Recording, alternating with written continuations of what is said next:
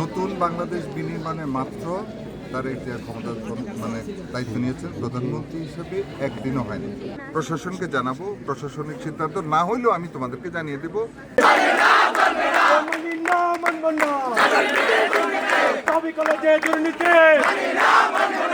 আমার নাম ডক্টর হোসেন শহীদ সোহরাওয়ার্দী। আমার ক্যাম্পাসে মানিক স্যার নামে চেনে। আমি যা পারি তা আমি বলবো, আমি যা পারি না তা থেকে আমি অপরগত হচ্ছি এবং আমি ক্ষমা চাই না।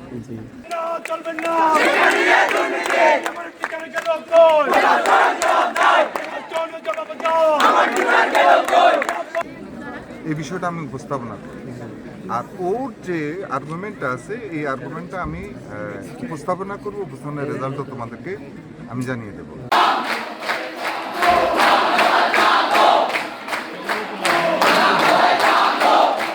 যারা উপস্থিত রয়েছে, আমি তোমাদেরকে জেনারেশন জ্যাক ইয়ং সোসাইটিকে অনার করে আমি কথাটা বলছি। তোমাদের মতো কলেজের পর্যায়ে আমার আসার কথা ছিল, আমি দায়িত্বের কারণে কিন্তু দায়িত্ব করে আমার একটা ফিলিংস থেকে আমি কথাটা বলছি। তোমরা মনোযোগ দিয়ে শুরু করো। নতুন বাংলাদেশ বিনির্মাণে মাত্র তার এই যে ক্ষমতা দায়িত্ব নিয়েছেন প্রধানমন্ত্রী হিসেবে একদিনও হয়নি। আজকের প্রথম দিন, অর্থাৎ কালকে মন্ত্রিসভার আজকের প্রথম দিন আমাদের এই ধরনের ভূমিকা রাখাটা, এই ধরনের পরীক্ষা বর্জন করাটাকে আমি মোটেও পজিটিভলি নিই। আমি তোমাদের অ্যারোগেন্স হইনি, পজিটিভলি নিই। আমি কথা দিচ্ছি যে তোমাদের যে দাবিগুলো রয়েছে এই দাবিগুলো আমি প্রশাসনের কাছে এখনই গিয়ে উপস্থাপনা করব, ঠিক আছে? তবে আমি কয়েকটি জিনিসের সাথে সহমত পোষণ করছি, ঠিক আছে? একটা হচ্ছে যে এটাকে কেন আমার এই স্টুডেন্টগুলো বাদ গিয়ে গেছিলো, এগুলো প্রশাসন তোমাদের কাছে ট্রান্সপারেন্ট জমা দেবে, এই বিষয়টা আমি উপস্থাপনা করি। আর ওর যে আর্গুমেন্টটা আছে এই আর্গুমেন্টটা আমি উপস্থাপনা করবো। উপস্থাপনের রেজাল্টও তোমাদেরকে আমি জানিয়ে দেবো, ঠিক আছে? এই পরিপ্রেক্ষিতে তোমরা পরীক্ষা দিতে যাও। আমি কথা দিয়ে যাচ্ছি, আমি শেষ করো এই বাইক দিব। আমি কথা বলি, আমি যা পারি। আমার নাম ডক্টর হোসেন শহীদ সোহরাওয়ার্দী। আমার ক্যাম্পাসে মানিক স্যার নামে চেনে। আমি যা পারি তা আমি বলবো, আমি যা পারি না তা থেকে আমি অপরগত হচ্ছি এবং আমি ক্ষমা চাই না। আমি তোমাদেরকে দুইটা কথা দিলাম, আমি এই দুইটা কথা উপস্থাপনা করব যাতে করে যে প্রক্রিয়াতে বাতিল করা হোক অথবা নতুন নিয়োগ transparency address to the principal প্রোগ্রামে কর্তৃপক্ষ জানাবে।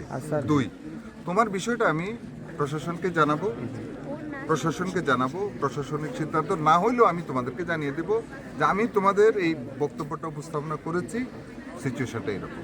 দেন you have to be take your decision. Sir পরীক্ষা না, আমি কথা বলি স্যার, আমাদের কথা হচ্ছে সিদ্ধান্ত আমাদের কাছে না আসবে লিখিতভাবে কোনো কিছু না আসবে আমাদের কাছে, আমাদের স্যারদেরকে যেভাবে লিখিতভাবে, তাহলে তো তোমাদের জায়গায় তোমরা রিজেক্ট হয়ে গেল। শুনেন স্যার, যদি আমাদের শিক্ষকদেরকে যেভাবে চিঠি দেওয়ার জন্য আমাদের ক্যান্সেল, স্যার আমাদের জন্য আমাদের জন্য প্রত্যেকটা পরীক্ষা শিক্ষকদের ক্ষেত্রে প্রশাসনিক কত নিয়ম কানুন আছে। আমি শুধু আমার বক্তব্যটা দিচ্ছি, তোমরা প্রথমে শোনো, তারপর তোমরা প্রয়োজনে একজন করে আমাকে প্রশ্ন করে আমি চেষ্টা করবো তোমার উত্তর দেওয়ার। এই যে নিয়োগ প্রক্রিয়াগুলো হচ্ছে সবগুলো ছিল অস্থায়ী। বিশ্ববিদ্যালয়ের নিয়োগ প্রক্রিয়াটি তিন ধরনের হয়, একটা হলো ডেইলি বেসিস, একটা হলো অস্থায়ী, আরেকটা হলো এডক। ফাইনালি যেটা হয় সেটা হলো স্থায়ী, ঠিক আছে? যখন যেমন এটা আইআর আন্ডারে একটা প্রতিষ্ঠান,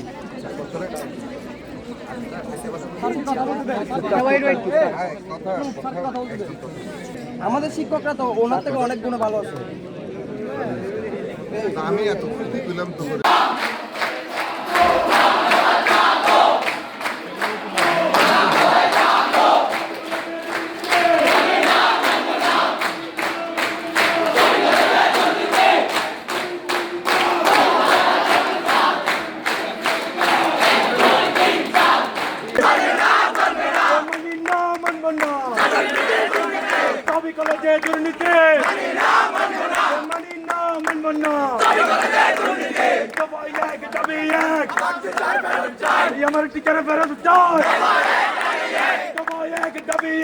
আমার টিচার ফেরত চাই, আমার টিচার ফেরত চাই।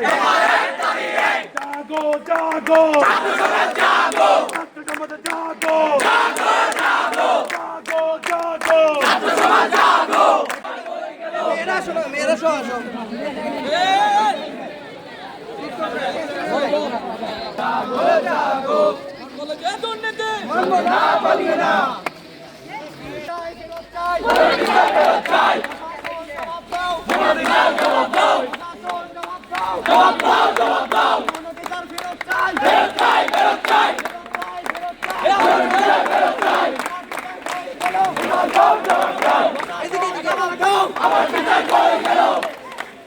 এই আব্দুল্লাহ সংগ্রাম সংগ্রাম কোন জবাব দাও আমার টিচারে গেল কই এই আপনা সংগ্রাম সংগ্রাম সংগ্রাম নিয়ে দুর্নীতি চলবে না